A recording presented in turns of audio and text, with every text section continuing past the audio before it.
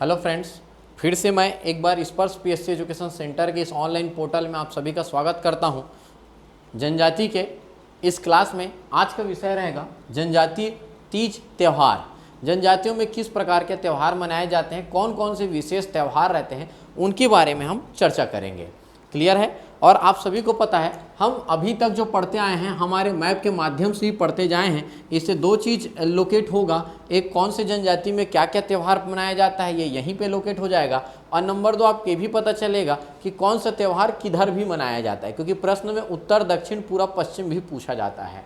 Clear है? तो चलो चर्चा करते हैं और देखते हैं जनजातीय तीज त्यौहार में उससे संबंधित क्या कुछ प्रश्न बनाए जा सकते हैं, क्या कुछ आपके विषय मिलते हैं आपके। सबसे पहले मैं यहाँ पे लिखता हूँ जनजाति का नाम है उराव जनजाति। किस जनजाति का पढ़ेंगे? उराव जनजाति। उराव जनजाति में कुछ महत्वपूर्ण पर्व है दोस्त, जैसे कुछ तो पहले मैं लिख लेता हूँ। जैसे वेरी वेरी इंपॉर्टेंट आपका यहाँ पे लिखेंगे सरहुल पर्व। कौन सा पर्व लिखेंगे? सरहुल पर्व के बारे में लिखते हैं। सरहुल के साथ साथ आप यहीं पे लिखेंगे, यहीं पे आपका है नवाखाई। कौन सा पर्व होता है? नवाखाई। और एक पर्व होता है जिसका नाम है खट्टी, और एक है आपका पर्व का नाम है वेरी वेरी इंपॉर्टेंट जिसको कहा जाता है कर्मा पर्व। कौन सा है आपका? कर्मा पर्व। देखो मैं सभी के बारे में थोड़ा थोड़ा बता रहा हूँ, थोड़ा थोड़ा सभी पर्व के बारे में बता रहा हूँ। आपको क्या करना है, स्टडी मटेरियल वाले सेक्शन में जाना है और वहाँ से इस पर्व को लेकर मटेरियल डला हुआ है जनजाति वाले सेक्शन में, आप अच्छे से नोट्स बना लेंगे, क्योंकि यहाँ पे पता नहीं आप नोट्स आगे पीछे भी कर सकते हो। चलो, उराव जनजाति में वेरी वेरी इंपॉर्टेंट सरहुल। याद होगा आपको, मैंने बताया था पिछले क्लास में बताया था कि जनजातियों में उराव जनजाति के प्रमुख देवी देवता में सरना देवी लिखाया था। अब सुनते जाइए पूरा कहानी।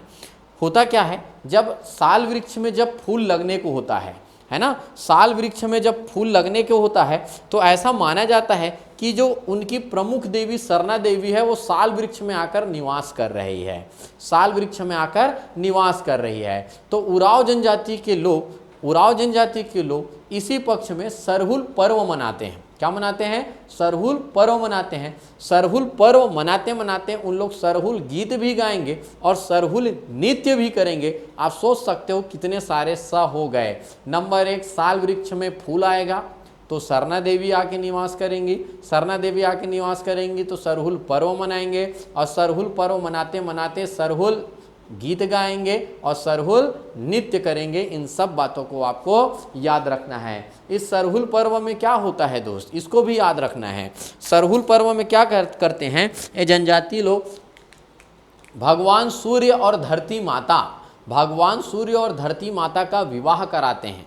भगवान सूर्य और धरती माता का विवाह कराते हैं। कुछ इस प्रकार इन लोग इस पर्व को मनाते हैं। सबसे ज़्यादा प्रसिद्ध इनका पर्व है। अगला पर्व क्या है आपका? नवाखाई।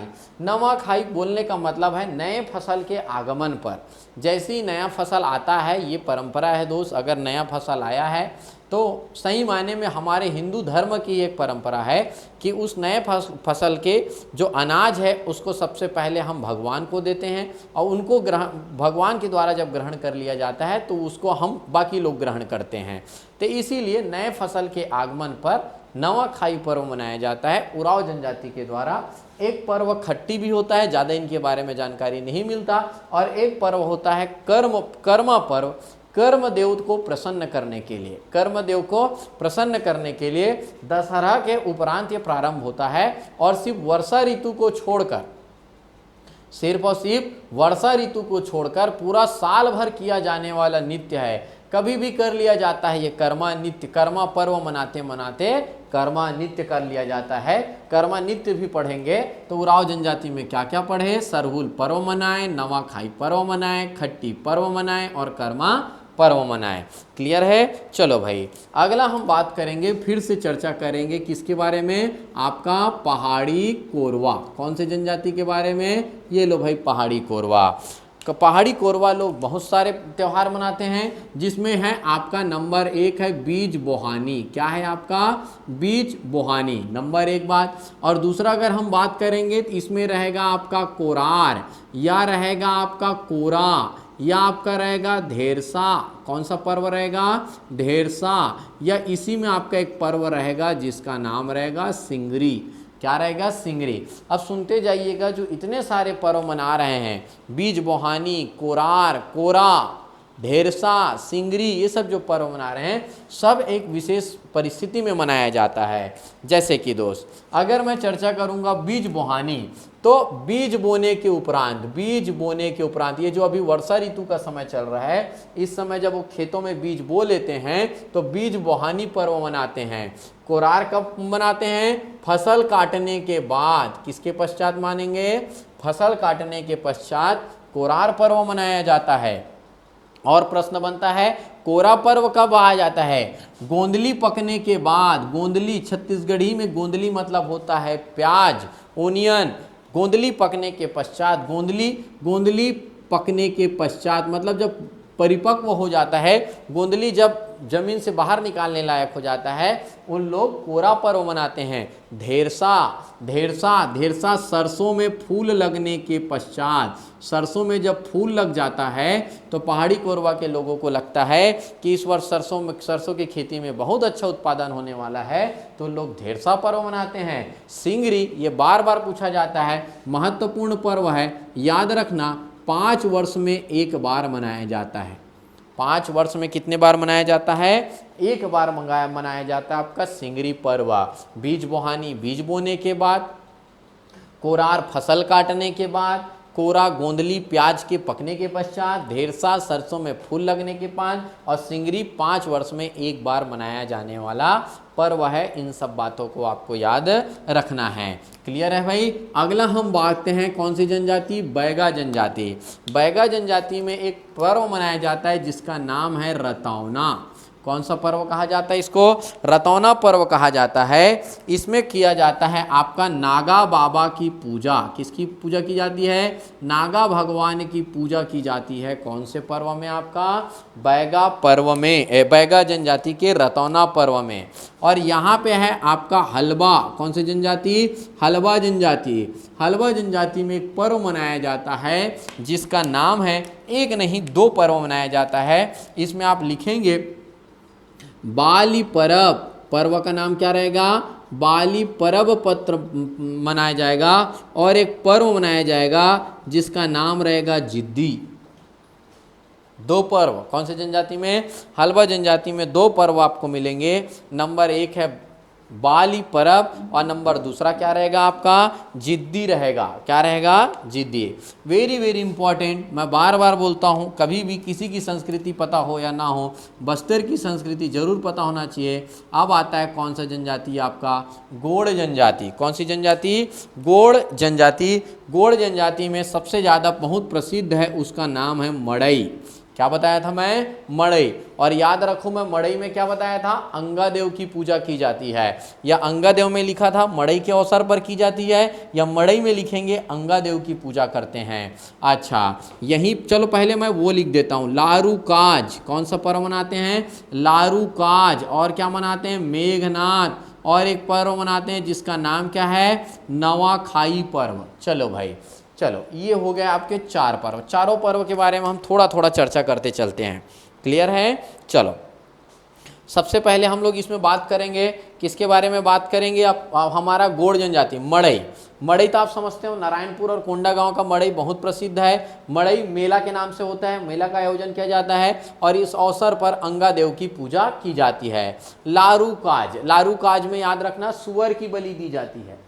किसकी बलि दी जाती है, सुअर की बलि दी जाती है। ये लारू काज जो पर्व है वो 10 साल 12 साल में एक बार मनाया जाता है गोड़ जनजाति के लोगों के द्वारा। मेघनाथ पर्व, मेघनाथ आप सभी जानते हो, है ना। मेघनाथ कौन थे, रावण पुत्र मेघनाथ, है ना। तो इन लोग क्या करते हैं, मेघनाथ पर्व में भगवान मेघनाथ, इनके भगवान मेघनाथ की पूजा करते हैं। देखो दोस्त, इन लोग का ऐसा मानना है कि जो बस्तर क्षेत्र में इनकी जो संस्कृति बची हुई है वो मेघनाथ, मतलब इन लोग मेघनाथ की पूजा करते हैं भाई।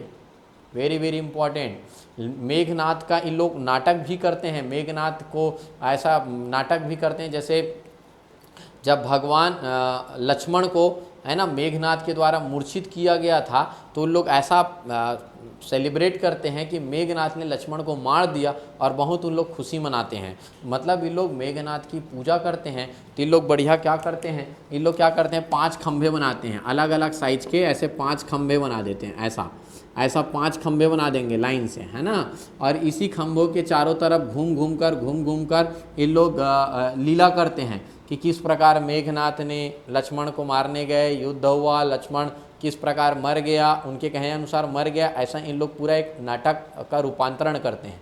समझ रहे ना। तो इन लोग क्या मनाते हैं, मेघनाद, जिसमें इन लोग मेघनाद की पूजा करते हैं। क्लियर है। चलो, है ना, 5 खंभे बनाए जाते हैं। यहाँ लिखना है तो लिख लो, 5 खंभे के चारों ओर घूम कर, है ना, पर्व मनाया जाता है। और नवाखाई में आपको बता ही चुका हूँ कि नए फसल का जब आगमन होगा तो उस समय नए फसल के आगमन पर क्या मनाया जाएगा, आपका क्या मनाया जाएगा, आपका नवाखाई पर्व मनाया जाएगा। चलो भाई, अगला मैं बात करता हूँ। ये तो सिर्फ गोंड जनजाति है, लेकिन गोंड में और बहुत सारे जनजाति यहाँ रहते हैं, जैसे आपका हलबा जनजाति के लोग रहते हैं, है ना इधर। और सही मायने में बोलूँ तो इधर और कौन कौन सी जनजाति रहते हैं, आपके भद्रा जनजाति, गदबा जनजाति रहते हैं। तो अब मैं चर्चा करता हूँ संपूर्ण बस्तर में कौन सा पर्व मनाया जाता है।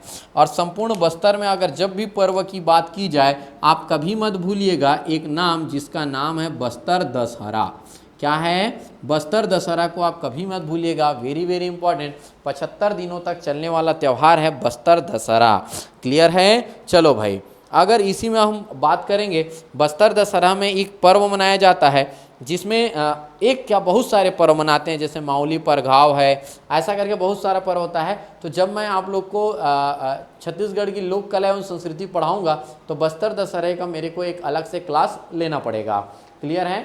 चलो, एक होता है जिसका इसमें बस एक बात को अभी याद रख लेगा कि बस्तर दशहरा कितने दिनों तक चलता है, 75 दिनों तक चलने वाला पर्व है। 75 डेज तक यह त्यौहार सेलिब्रेट किया जाता है।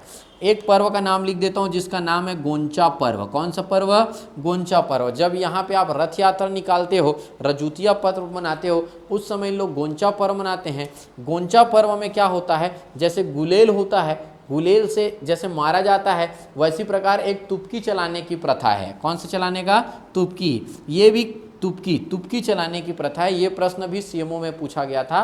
तुपकी मतलब एक गुलेल टाइप का होता है, पत्ते से बना रहता है, उसमें कुछ गोटी किसी फल को डाल के मारते हैं, मतलब एक दूसरे को मारते हैं, बुरा नहीं मानना है। जैसे होली के अवसर पर एक दूसरे को गुलाल लगाना है लेकिन बुरा नहीं मानना है, इस समय तुपकी मारना है लेकिन बुरा नहीं मानना है। तो तुपकी चलाने की प्रथा किस पर्व के दौरान होती है, तो याद रखिएगा गोंचा पर्व के दौरान होती है। अच्छा, यहीं पे वेरी वेरी इंपॉर्टेंट एक याद रखिएगा, माटी तिहार। पीएससी 2018 का प्रश्न ही है, माटी तिहार। माटी तिहार किस क्षेत्र में मनाया जाता है, तो माटी तिहार भी बस्तर अंचल में मनाया जाता है। और लास्ट में एक और त्यौहार आपको याद रखना है, माटी तिहार दियारी। क्या याद रखना है आपको, दियारी। दियारी क्या होता है, जैसे आप लोग दिवाली मनाते हो, दिवाली मतलब दीपावली के दूसरे दिन वाले पर्व को, दिन को दियारी कहा जाता है। उस दिन आप देखे होंगे दोस्त, बैल को, घर के गाय बछड़े को खिचड़ी खिलाया जाता है।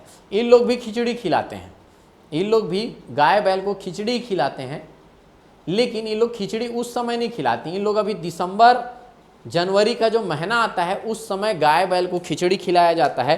तो याद रखना, यहाँ पे छोटा सा लिख लेना आप, गाय बैल को खिचड़ी खिलाया जाता है। किसको खिचड़ी, गाय बैल को खिचड़ी खिलाया जाता है। क्लियर है भाई। चलो, इस बात को आपको याद रखना है।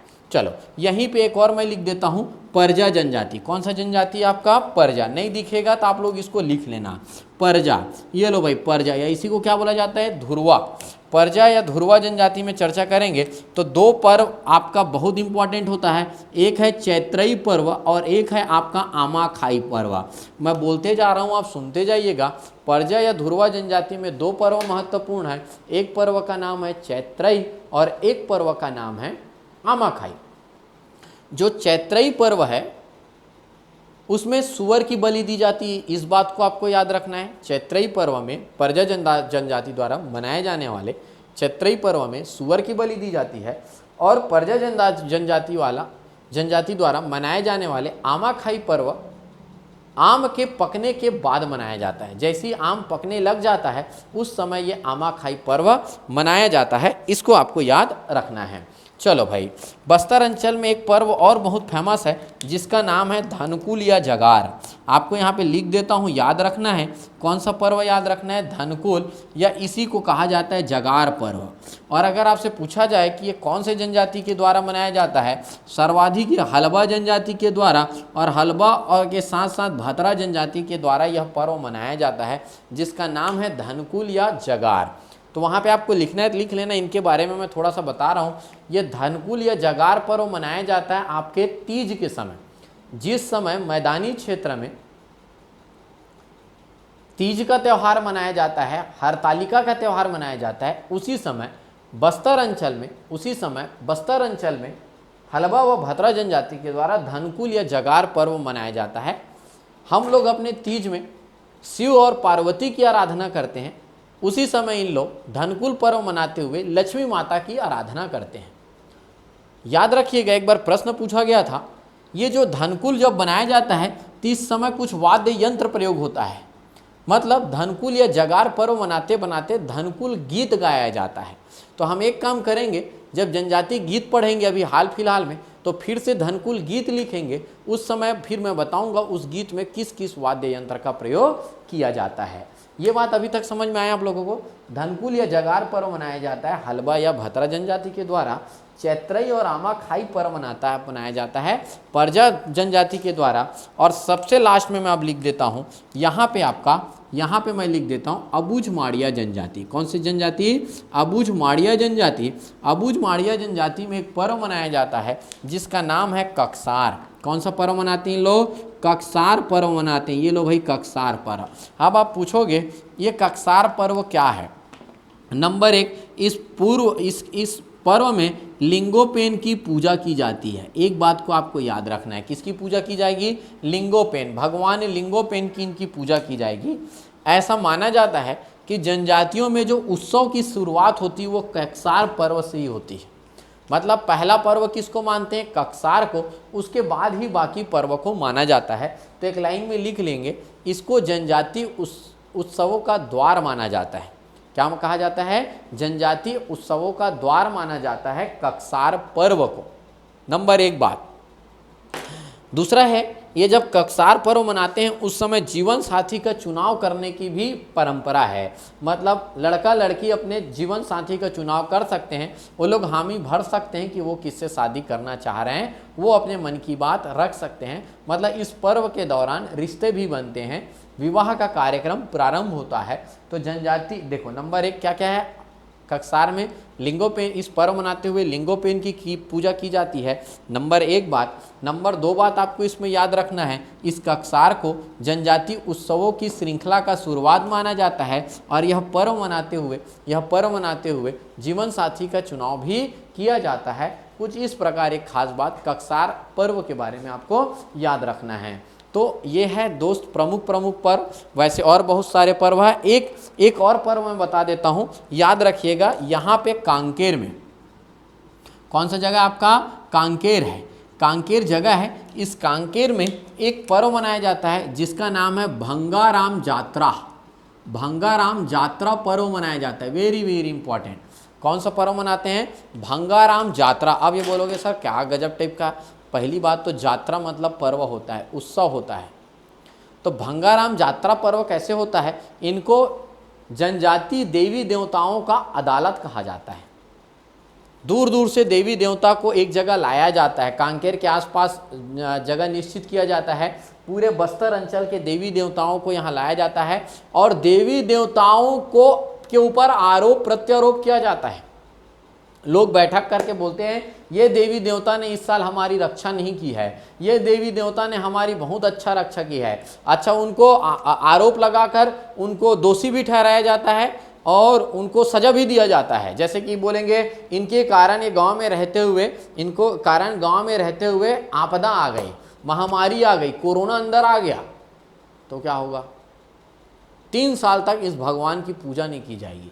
ऐसा एक निष्कर्ष निकाल दिया जाता है, उनको सजा दिया जाता है। तो समझ पा रहे हैं मैं क्या बोल रहा हूँ? कि भंगाराम जात्रा जो कांकेर में आयोजित किया जाता है उसमें बस्तर क्षेत्र के सभी भगवानों को एक जगह इकट्ठा किया जाता है, भगवानों का अदालत लगता है, उनको गलत और सही ठहराया जाता है। यदि लगता है कि कोई भगवान ने गलत किया है, मतलब उनकी रक्षा नहीं की है, उनकी आपदाओं से रक्षा नहीं की है, उनको दोषी ठहराकर उनको सजा भी दिया जाता है। और ऐसा सब काम कौन से पर्व के दौरान किया जाता है?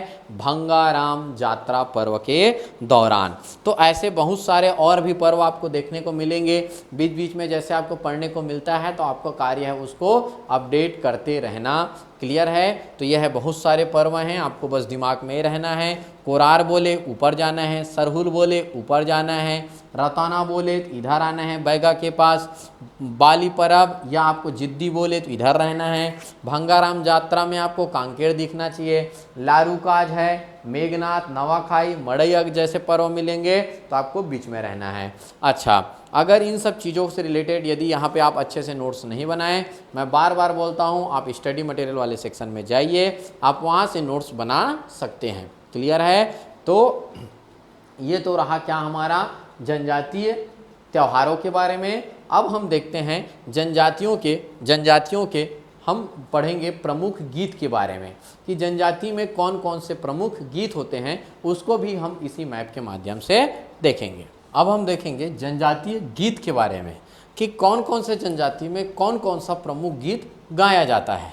क्लियर है? शुरू से मैं बताया हूँ जनजाति अपने संस्कृति के नाम से बहुत प्रसिद्ध है, मतलब उनके में देवी देवता को मानना, त्यौहार मनाना, गीत गाना और नृत्य करना, इन सब मामलों में, इन सब चीज़ों के लिए जनजाति बहुत प्रसिद्ध है।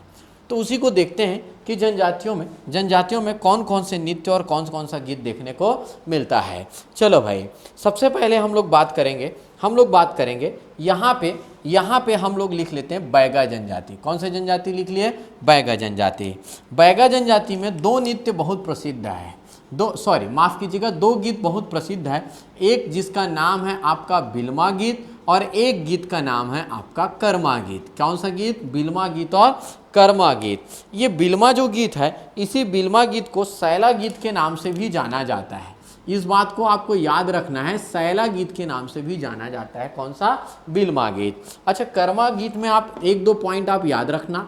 नंबर एक, ये दशहरा के उपरांत शुरुआत होता है। दशहरा उपरांत मतलब दशहरा का पर्व मनाने के पश्चात यह कर्मा गीत गाया जाना प्रारंभ होता है और इस समय से प्रारंभ होकर पूरे वर्ष भर मतलब वर्षा ऋतु के आगमन तक इस गीत को गाया जाता है।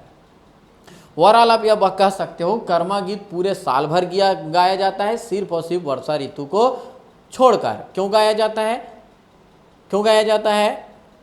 अपने कर्म को देवता की पूजा करने के लिए। मतलब उन लोग काम करते हैं तो उनसे आय की प्राप्ति होती है, उनका घर चलता है, तो उनको ये लगता है अपने कर्म देवता को, जिसके कारण वो कर्म कर पा रहे हैं, कार्य कर पा रहे हैं, उनको प्रसन्न करने के लिए कर्मा गीत गाया जाता है। याद रखना दोस्त, ये जो कर्मा गीत है मात्र और मात्र बस्तर अंचल को छोड़कर मध्य क्षेत्र और उत्तरी क्षेत्र, सरगुजा क्षेत्र में और मध्य क्षेत्र में सभी जगह इस कर्मा गीत को गाया जाता है। कर्म देव की पूजा करने के लिए कर्मा गीत गाया जाता है। क्लियर है? अगला हम चर्चा करेंगे, यहीं पे बात करेंगे आपका हलबा जनजाति। कौन से जनजाति में चर्चा करेंगे? हलबा जनजाति में जो गीत गाया जाता है उसका नाम है लेंजा गीत। कौन सा गीत कहा जाता है आपका? लेंजा गीत। अब लेंजा गीत के बारे में थोड़ा सा हम चर्चा करते हैं कि लेंजा गीत होता क्या है। और सही मायने में अगर इनके बारे में बात करूं दोस्त, तो ये जो गीत है वो मौज मस्ती के लिए गाया जाता है। मतलब स्पेशल किसी पर्व के दौरान किया जाए ऐसा नहीं है, चलो भाई खाली बैठे मौज मस्ती कर लिया जाए, तो लोग लेंजा गीत गाते हैं।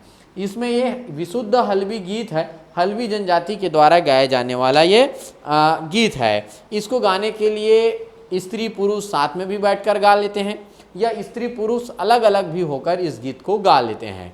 मैं जो बोल रहा हूँ उस हर एक पॉइंट को छोटा छोटा आप यहीं पे लिख लें, नंबर एक बात। और नंबर दो बात, यदि आप नहीं लिख रहे हैं तो आप स्टडी मटेरियल को आपको सेक्शन में जाना है और वहाँ से बहुत अच्छे से इसका नोट्स बनाना है। Very very important. अभी अब एक जनजाति आएगा जिसका नाम रहेगा मुड़िया जनजाति। मुड़िया जनजाति में कुछ प्रमुख गीत देखने को मिलता है, और वो प्रमुख गीत कौन कौन सा है उसको देखते हैं हम लोग। अभी बैगा देख लिए और हलवा देख लिए। जैसे इसमें एक गीत मिलेगा आपका जिसका नाम रहेगा घोटुल पाटा, या इसी में एक गीत गाया जाता है जिसका नाम है रिलो गीत, या इसी में एक गीत गाया जाता है जिसका नाम है लिंगोपेन। ये भी अपने आप में एक गीत है। क्लियर है? अच्छा, ये लिंगोपेन गीत की मैं बात बता दूं, ये लिंगोपेन जो गीत है वह अबुझ माड़िया जनजाति के द्वारा भी गाया जाता है। ये लो भी अबुझ माड़िया जनजाति के द्वारा भी गाया जाता है, इसलिए मैंने इसको कुछ इस प्रकार। तो मुड़िया जनजाति में कौन कौन सा गीत बताया? एक है घोटुल पाटा, नंबर 2 है रिलो गीत, और नंबर 3 है आपका लिंगोपेन। कितने गीत हो गए आपके? 3 गीत। अब सुनते जाइएगा उस गीत में क्या होता है। नंबर 1 घोटुल पाटा, बहुत बार पूछा गया इसलिए इसको आपको ध्यान से याद रखना है। यह एक मृत्यु गीत है। जब मुड़िया जनजाति में किसी व्यक्ति की मृत्यु हो जाती है उस समय उनकी आत्मा की शांति के लिए घोटुल पाटा गीत गाया जाता है। इसको घोटुल में भी गाया जाता है, आप याद कीजिए पिछले लेक्चर में बताया था, इसको घोटुल में भी गाया जाता है और घोटुल के बाहर भी गाया जाता है। घोटुल पाटा अपने आप में एक मृत्यु गीत है। मृत्यु के अवसर पर इस गीत को गाया जाता है। चलो, सबसे इंपॉर्टेंट चीज है इसमें राजा जोलांग साय, इनके राजा रहे होंगे, जनजाति जो राजा थे, राजा जोलांग साय की कथा का वर्णन करते हैं। और ऐसा मानते हैं कि जो आत्मा है, मरे हुए व्यक्ति की आत्मा है, यदि उस राजा जोलांग साय की कथा को सुन लेता है तो उसकी आत्मा को शांति मिलेगा, इसलिए ये घोटुल पाटा गीत गाया जाता है। ये सब बात स्टडी मटेरियल में लिखा गया है, आप सब वहाँ से लिखेंगे। असली है अब कहानी है रिलो गीत। याद करो दोस्त, रिलो गीत को मैंने लिखा था, घोटुल का पसंदीदा गीत है रिलो गीत। नंबर 1, इसको मुख्यतः विवाह के अवसर पर गाया जाता है। विवाह के अवसर पर, अच्छा किसी भी समय गा सकते हैं, लेकिन यदि घर में किसी का विवाह हो रहा है तो रिलो गीत गाया जाना अनिवार्य है। रिलो गीत में रानी रैला देवी का वर्णन किया जाता है। किसका वर्णन किया जाता है? रानी रैला देवी का वर्णन किया जाता है। मादरी वाद्य यंत्र का प्रयोग भी किया जाता है। मादरी वाद्य यंत्र का प्रयोग भी कर सकते हैं रिलो गीत गाते गाते। क्लियर है? चलो भाई, तो ये है क्या है आपका रिलो गीत हो गया विवाह के अवसर पर। मृत्यु के अवसर पर घोटुल पाटा, ये घोटुल पाटा तो कई बार पूछा गया है। चलो, मुड़िया जनजाति में एक और गीत बताया लिंगोपेन। वो लिंगोपेन एक ऐसा गीत है जिसको अबुझ माड़िया, मुड़िया और अबुझ माड़िया दोनों गाते हैं। कौन सा गीत? लिंगोपेन गीत। अब ये लिंगोपेन गीत के बारे में अगर चर्चा करें तो आप याद करो, मैंने एक पर्व बताया था। कौन सा पर्व आपका? कक्सार पर्व। याद आ रहा है? तो कक्सार पर्व के दौरान, मतलब कक्सार पर्व मनाते मनाते लिंगोपेन गीत गाया जाता है। और नाम से क्लियर है, लिंगोपेन गीत एक प्रकार का भक्ति गीत है। कौन सा गीत है आपका? एक प्रकार का भक्ति गीत है। लिंगोपेन गीत एक प्रकार का कैसे भक्ति गीत है? भगवान लिंगोपेन को प्रसन्न करने के लिए, भगवान लिंगोपेन को प्रसन्न करने के लिए यह लिंगोपेन गीत गाया जाता है। और मैंने बताया भी था कक्सार फिर पर्व भी मनाएंगे, उसी समय गीत गाएंगे। तो इसी दौरान जीवन साथी का चुनाव भी किया जाता है। और ऐसा मानते हैं, इन सब लोग इस मानते हैं कि जनजाति लोग जितने त्यौहार मना रहे हैं, जनजाति लोग जितने गीत गा रहे हैं, जनजाति लोग जितने नृत्य कर रहे हैं, उन सब की उत्पत्ति किससे हुई है? भगवान लिंगोपेन ने। ऐसा मानते हैं, इन्हीं के द्वारा जो प्रथा बनाया गया है उसी के अनुरूप सभी कार्य कर रहे हैं, उसी के अनुसार सभी उस फेस्टिवल को सेलिब्रेट कर रहे हैं, ऐसा मानते हैं। तो याद रखना, कक्सार पर्व के दौरान लिंगोपेन गीत गाया जाता है। यह एक भक्ति गीत है जिसमें भगवान लिंगोपेन को प्रसन्न किया जाता है। इस गीत को गाते गाते कक्सार पर्व मनाते हुए जीवन साथी का भी चुनाव किया जाता है। ऐसा ये सब बात आपको याद रखना है। अच्छा, आप एक बात याद करके देखिए, मैंने बोला था धनकुल या जगार पर्व मनाते हैं, बोला था ना। अब एक गीत पढ़ा रहा हूं तो क्या बोलूंगा? धनकुल या जगार पर्व मनाते हुए धनकुल या जगार गीत गाया जाता है। ये गीत कब गाया जाता है? हरतालिका के समय। हरतालिका मतलब तीजा के समय। और किसकी आराधना करते हुए गीत गाया जाता है? माता लक्ष्मी की आराधना। यहाँ पे लिख लेंगे भाई, किसकी आराधना करते हुए? माता लक्ष्मी की आराधना करते हुए आपका धनकुल या जगार गीत गाया जाता है। और मैं बता दूं, जब धनकुल अपने आप में एक वाद्य यंत्र भी है, जब धनकुल गीत गाया जाता है तो उस समय वाद्य यंत्र में क्या क्या रहता है दोस्त? वाद्य यंत्र में रहता है मटका, मटका के साथ क्या रहता है? धनुष, और एक क्या रहता है? सूपा, और एक रहता है रस्सी। मतलब आप इमेजिन करके रखो, एक मटका रखा रहता है वाद्य यंत्र में, एक धनुष रहता है, एक सूपा रहता है और रस्सी से बंधा रहता है। इतने वाद्य यंत्र को प्रयोग करके धनकुल या जगार गीत गाया जाता है और धनकुल या जगार पर्व मनाते हैं। तो आप सोच सकते हो जब एक गीत गाया जाता होगा तो कितना अच्छा सेटअप लगता होगा। अलग ही प्रकार का अपना एक वाद्य यंत्र बनता है धनकुल या जगार। और मैंने बताया था दोस्त, ये पर्व मनाते कौन हैं? हलबा व भतरा जनजाति के लोग ये पर्व मनाते हैं, ऐसा आपको लिखना है। और अगर उन लोग ये पर्व मनाते हैं मतलब उन्हीं लोग इस गीत को गाते हैं। अच्छा, एक बात और बता दूं, पूरे बस्तर में एक गीत गाया जाता है जिस गीत का नाम है चैत परब। ये गीत का नाम याद रखना, चैत परब गीत गाया जाता है। और ये जो चैत परब गीत है ये स्त्री व पुरुष के बीच में प्रतिद्वंदता का प्रतीक है। स्त्री व पुरुष में प्रतिद्वंदता का प्रतीक है। प्रतिद्वंदता मतलब एक दूसरे को ऐसे गीत गाते हैं जैसे वो एक दूसरे को हराने की कोशिश कर रहे हैं। तो इसलिए स्त्री व पुरुष के प्रतिद्वंदता के रूप में कौन सा गीत गाया जाता है? चैत परब गीत। और चैत परब गीत कहाँ गाया जाता है? पूरे बस्तर अंचल में गाया जाता है। एक गीत और लिखना चाहूँगा जिसका नाम है कोटनी गीत। कौन सा गीत? कोटनी गीत। Very very important. इस कोटनी गीत को कौन कौन से जनजाति के लोग गाते हैं? देखते जाओ दोस्त। हल्बी जनजाति, एक है आपका भतरा जनजाति और प्लस मुड़िया जनजाति। मतलब बस्तर अंचल का ही गीत है। हलवा, भतरा, मुड़िया कहाँ है? बस्तर अंचल का गीत है कोटनी गीत। और कोटनी गीत के बारे में अगर चर्चा करें तो आप वहीं पे लिखते जाइएगा। यह एक श्रृंगारिक प्रश्नोत्तरी युक्त गीत है। श्रृंगार रस प्रधान गीत है। और नंबर 2 प्रश्नोत्तरी युक्त गीत है। मतलब जब गीत गाया जाता है तो ऐसा लगेगा कि पुरुष पक्ष के लोग स्त्री से प्रश्न पूछ रहे हैं, स्त्रियां उनका जवाब देती है, स्त्रियां प्रश्न पूछती है और पुरुष उनका जवाब देते हैं। तो याद रखना, श्रृंगारिक प्रश्नोत्तरी युक्त गीत है यह कोटनी गीत। और इसमें ओड़िया का प्रभाव दिखता है। और मैं आपको बता दूं जब भी भतरा का नाम आएगा, जहाँ जहाँ भतरा जनजाति रहेंगे वहाँ वहाँ किसका प्रभाव दिखेगा? आपका उड़िया प्रभाव दिखेगा, उड़ीसा का प्रभाव दिखेगा, क्योंकि भतरा जनजाति के लोग उड़ीसा से ही आए हुए लोग हैं। तो कोटनी गीत श्रृंगारिक प्रश्नोत्तरी युक्त गीत है। क्लियर है? चलो, स्त्री पुरुष साथ साथ गाते हैं, प्रश्नोत्तर शैली में गाते हैं।